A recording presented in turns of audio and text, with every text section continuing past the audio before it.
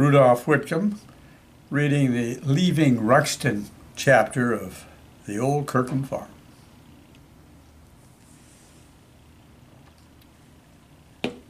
November 1966. A big storm's on the way to Lamar County, Texas. It's coming down from Canada and across the Great Plains. Off in the distance, to the north, almost to the horizon, dark clouds, gray and threatening. Overhead, the sky's a puffy blanket of cirrocumulus, tinted gold by the rising sun. Buttermilk sky, Grandma Mattie used to call a sky like this. I'm all packed and ready to go. Leave the Old Kirkham Farm and all that goes with it. Am I anxious to go, or am I reluctant to leave my mother's birthplace? A place that lives in her memory as a happy childhood cut short. I stopped the coach just at the edge of the big farmyard, at the lip of the hill where the rutted track heads down the quarter-mile or so to the highway. I turn off the engine and get out to take one last look around.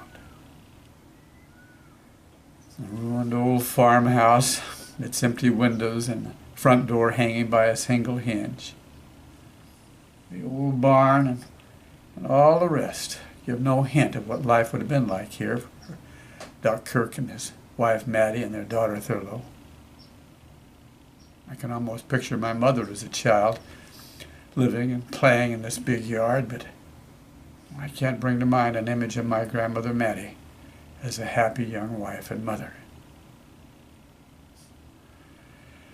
No, the Grandma Mattie that I knew was old and worn, always dressed in black, strict and unforgiving.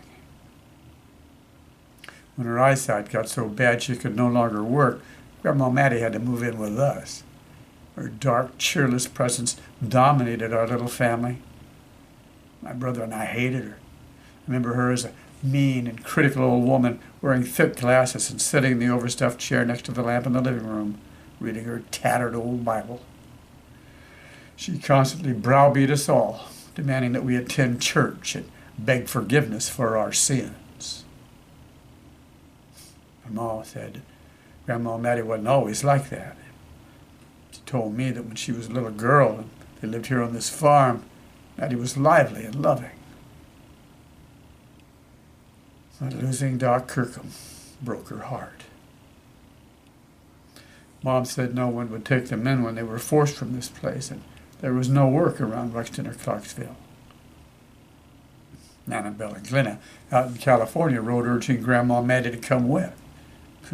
She did, talking a cousin in Clarksville into taking Thurlow in, borrowing the money from her son Gamble, taking the Greyhound all the way across Texas, New Mexico, Arizona, and California.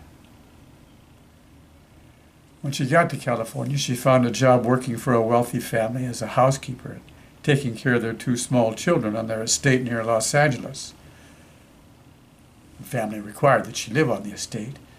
Pay was next to nothing, and they did not want Thurlow around.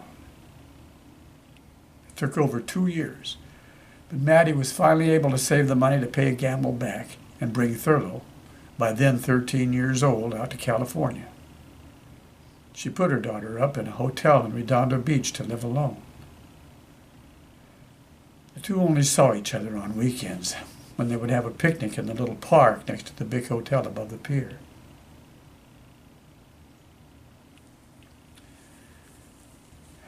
Grandma Mattie, nearly blind and alone and dependent on others, died last year.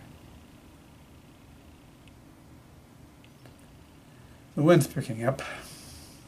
I take a deep breath and drinking in the smell of northeast Texas mingled with the damp of the house's cellar. I turn my back on the old farm and climb into the coach, thinking that at least when I was old enough to appreciate what Grandma Mattie had gone through, and what had molded her to become the bitter, disillusioned old crippled woman I knew, I found a way to make her laugh. Whenever I could, I would tell her a joke, sometimes just a little risque, and old Grandma Mattie's eyes would light up, and she would laugh like a young girl. I guess that doesn't sound like much, does it?